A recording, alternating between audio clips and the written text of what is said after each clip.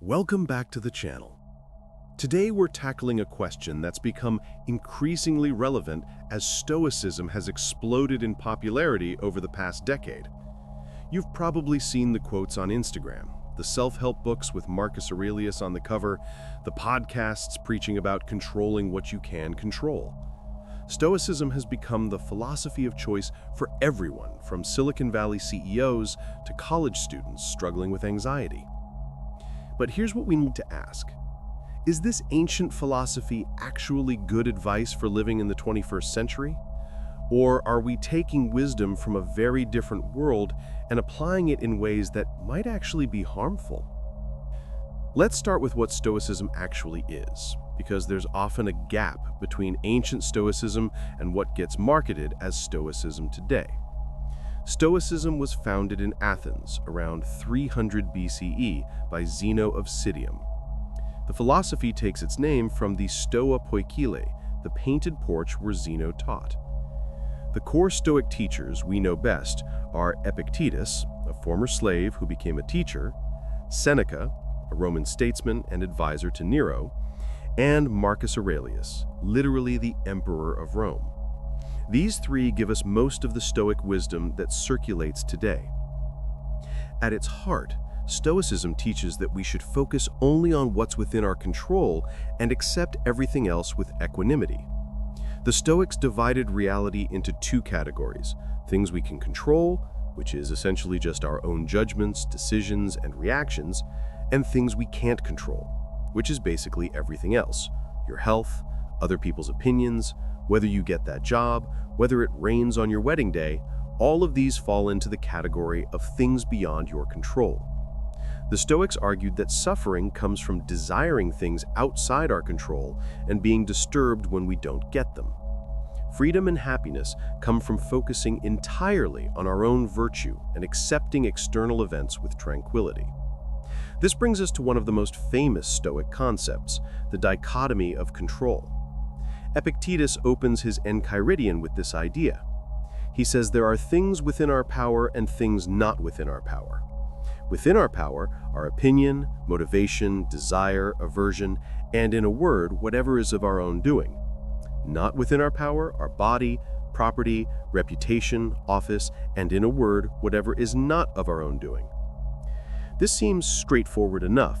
Focus on your character and your responses, not on outcomes you can't guarantee.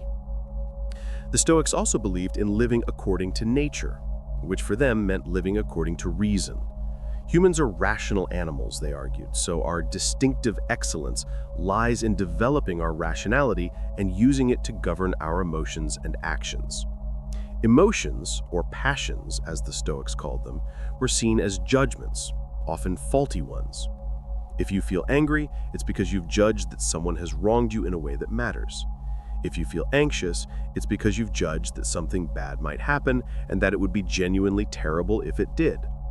The Stoics thought we should examine these judgments and often revise them.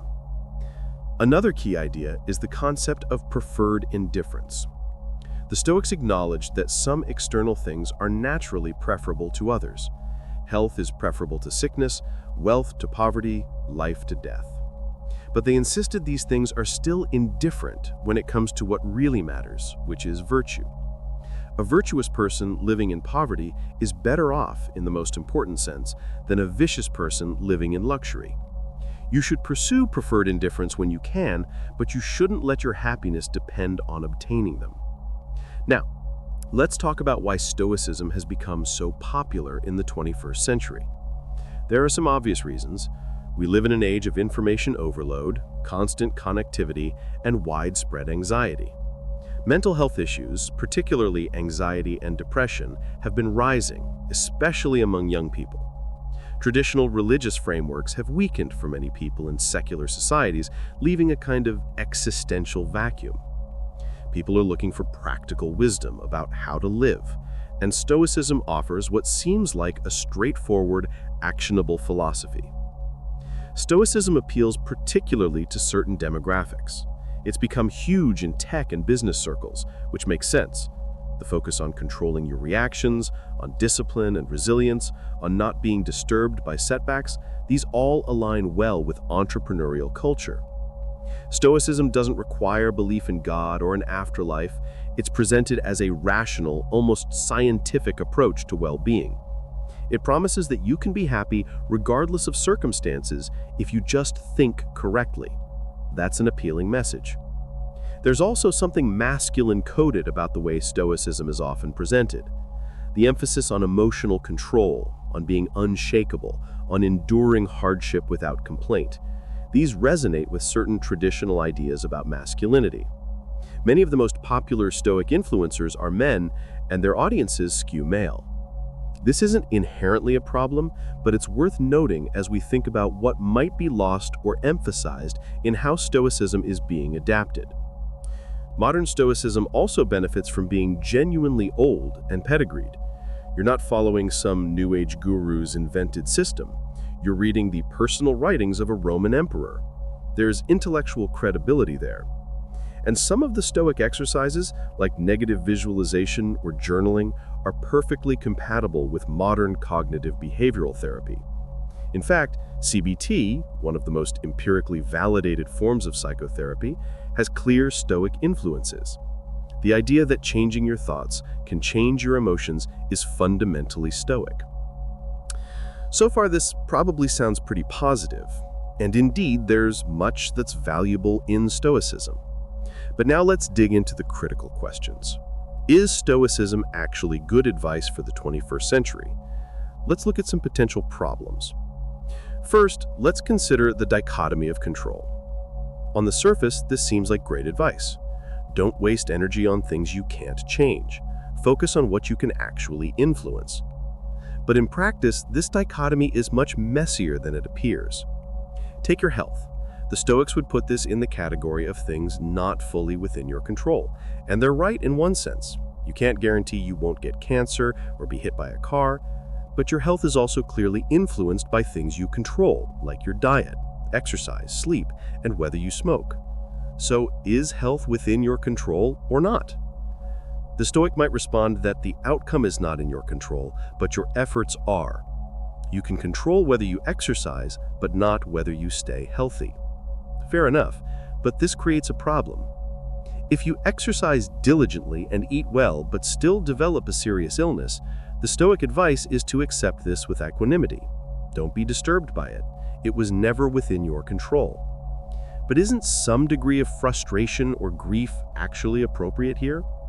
If you've done everything right and still suffer, isn't it a bit strange to say you shouldn't be upset about that? This connects to a broader concern. Stoicism can lead to a kind of fatalism or passivity. If you're told to accept everything outside your narrow sphere of control, you might stop trying to change things that actually could be changed with enough effort. Social and political change requires believing that collective action can alter systems and structures. It requires a certain amount of discontent with how things are. But Stoicism tells you not to be disturbed by external circumstances. It tells you that your happiness should be independent of whether society is just or unjust. Imagine telling a civil rights activist to practice Stoic acceptance. Imagine telling someone living under oppression that they should focus on their internal virtue and not be disturbed by their circumstances. This seems not just unhelpful, but actively harmful. The Stoics might say you can work for change without being emotionally disturbed by injustice, but is that really psychologically realistic or even desirable? Isn't moral outrage at injustice an appropriate and motivating emotion? There's a privilege question here too. Stoicism was developed by people who, even when they faced hardship, had certain advantages. Epictetus was a former slave, yes, but he was also a male philosopher in the Roman Empire, with students and influence. MarcusAurelius was literally the emperor of Rome. When they talk about accepting circumstances beyond their control, they're speaking from positions where they still had significant agency. Telling someone with far less power and far more constraints to simply accept their circumstances and focus on internal virtue can sound a lot like telling them to accept oppression. Let's move to another concern, the Stoic approach to emotions. The Stoics viewed most emotions as based on faulty judgments that we should correct. If you're anxious about a presentation, the Stoic would say you've made an error in judgment. You've judged that it would be terrible if the presentation goes badly, but actually, it's an indifferent. Your virtue is what matters, not whether people applaud. In theory, this sounds liberating. In practice, it can lead to a kind of emotional suppression. Modern psychology recognizes that emotions serve important functions. Fear alerts us to danger. Sadness helps us process loss. Anger can motivate us to address violations of our boundaries or values. While it's true that emotions can be disproportionate or based on distorted thinking, and while cognitive techniques can help us respond more adaptively, the Stoic goal of achieving apatheia, freedom from passion, is quite extreme. It's not just about managing emotions better, it's about ideally not feeling disturbed emotions at all. This can create what we might call emotional bypass.